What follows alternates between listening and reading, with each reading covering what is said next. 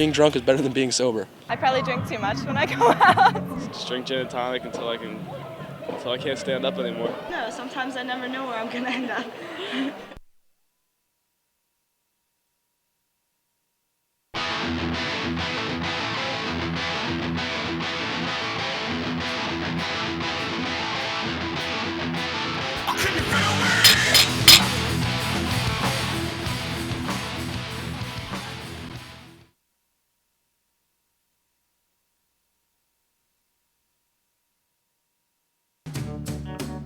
Radford University sophomore Jonathan Levy lived the life of a normal 20-year-old. While growing up, he was active in sports and was now pursuing a business degree.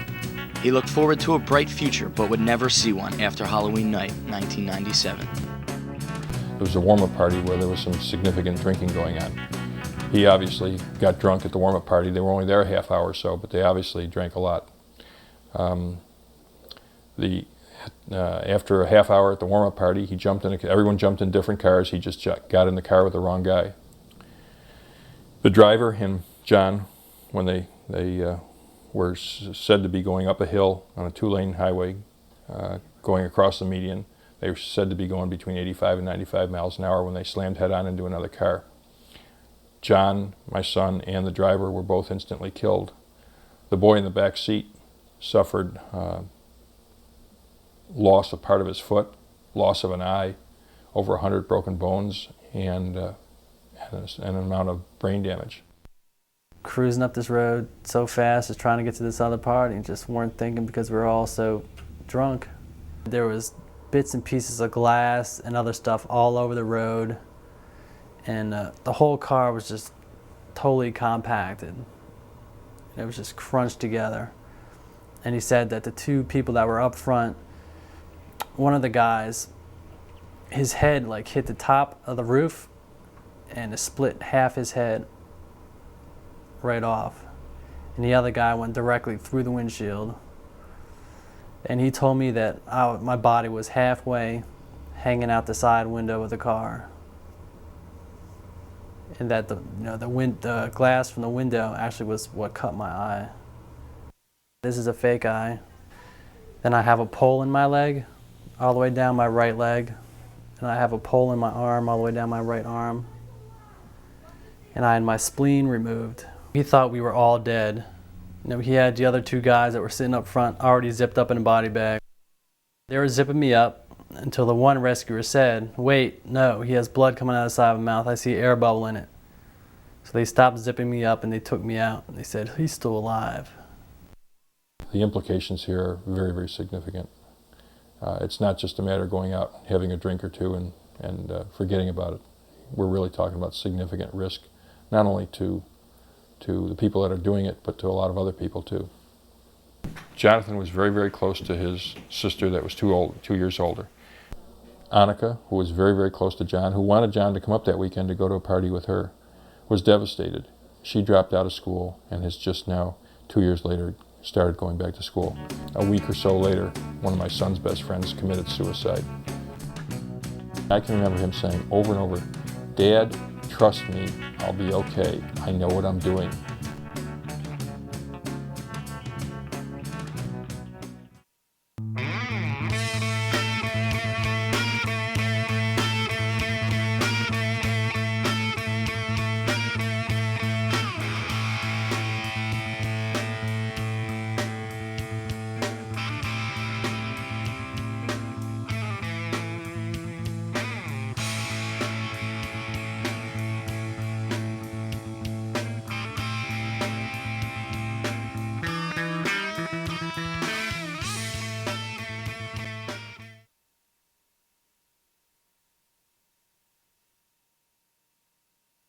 Rape crisis counselor Tori Hilton helps women deal with alcohol-related rape cases. We had one victim. She was a Caucasian, 17-year-old. She had went to a party. I invited to a New Year's Eve party, actually, and was supposed to go with a girlfriend. Girlfriend canceled out, and she decided to go again because there was going to be other females, present at the party, so she pretty much thought it was going to be safe. Went to the party, began drinking pretty heavily. Started out with a couple beers, and then started consuming some shots. Then she must have passed out because all she remembers is waking up, and there was one gentleman who actually was already having intercourse with her and another gentleman screaming in her face. There was also about 5 in total, other men in the room. They were present during the whole incident, and she found out later did participate and have intercourse with her. We believe that it was a gang rape. She tried to get them off, but obviously 2 gentlemen on top of her. I mean, she wasn't very successful, but another guy did come into the room and, tell them to stop. First reaction was to go home and shower. She did feel so dirty, so she spent a lot of hours scrubbing, trying, I guess, wash off the whole memory of the incident. It's never your fault to be assaulted, but, when you do drink, your functioning is way off and you're not going to be in control. And you don't want to put yourself in a situation where you're not in control or another person could take advantage.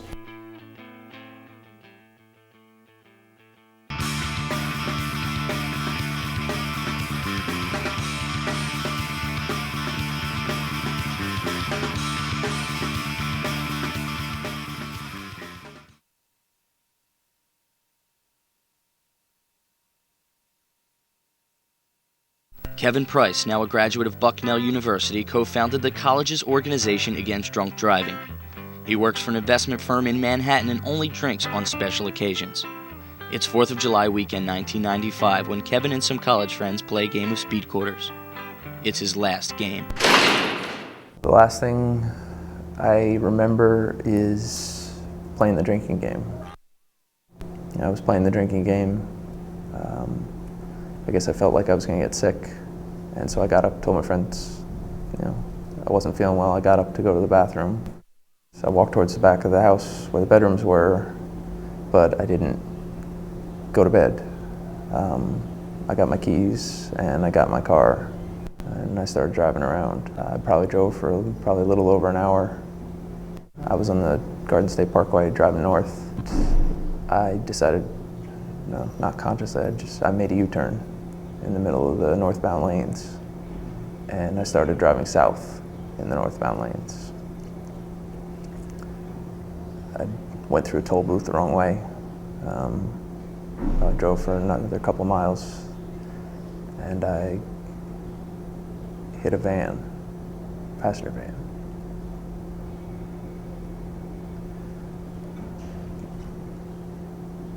The van had 6 people in it. The passing motorist pulled the driver and the passenger out of the van, the husband and wife.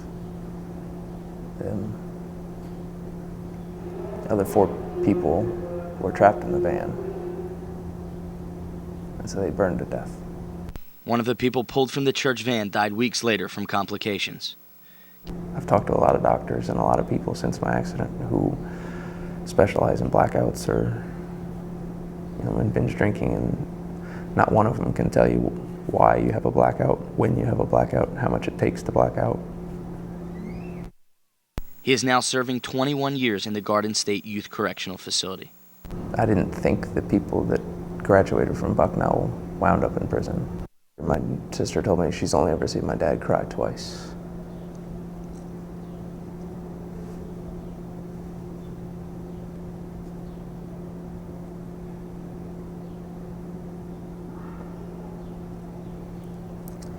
Once when his father died, and then once when I went to jail. I didn't mean to hurt anybody. If I cry myself to sleep, it's not because of me. It's because there are 5 people who aren't here anymore because of what I did, the choice I made. I get frustrated with being in here. I stop and realize, well, I'm the one who put myself here.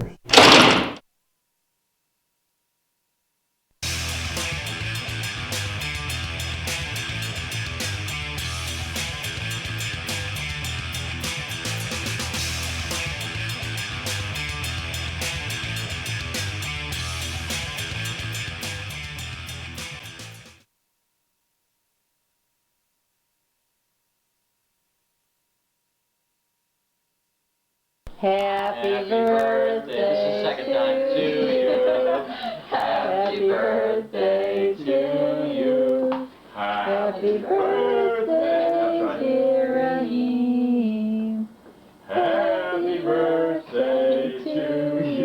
make a wish.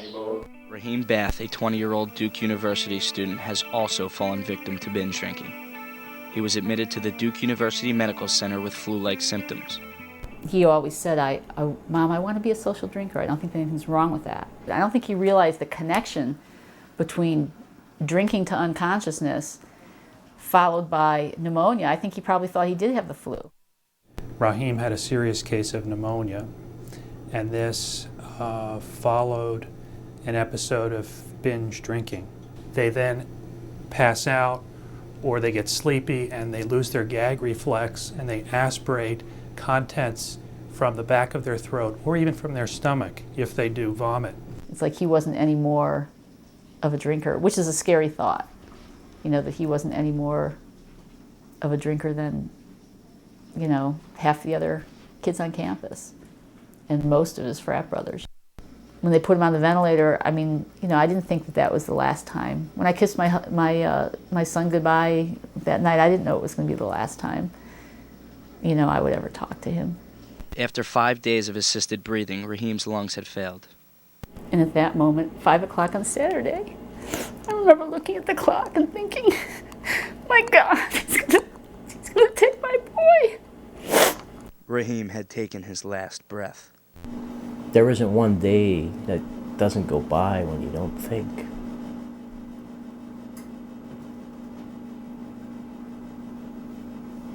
You know, losing a child is a tough thing. Losing a son like that, you know, it's a nightmare.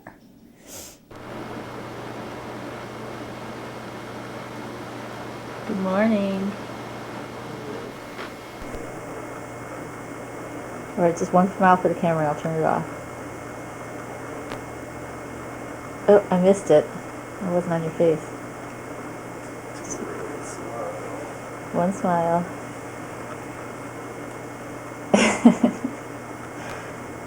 All right.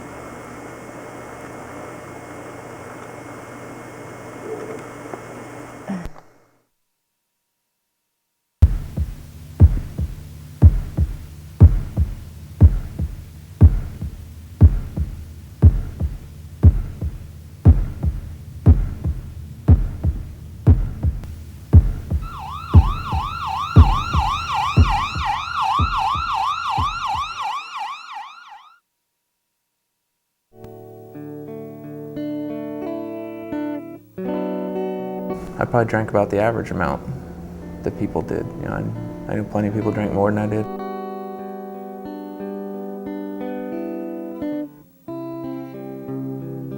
I had the "it can't happen to me" mentality when I was in college, and probably even after college.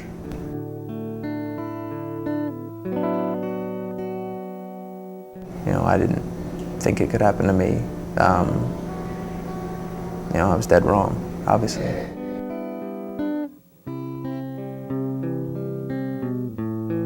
You don't need to drink to be cool.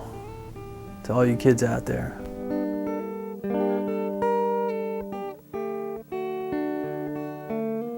He had said to her, if I make it through this, I'm never touching alcohol again. I knew I was coming down to bring him home, but I thought I was coming down to bring him home to recover, not to bury him.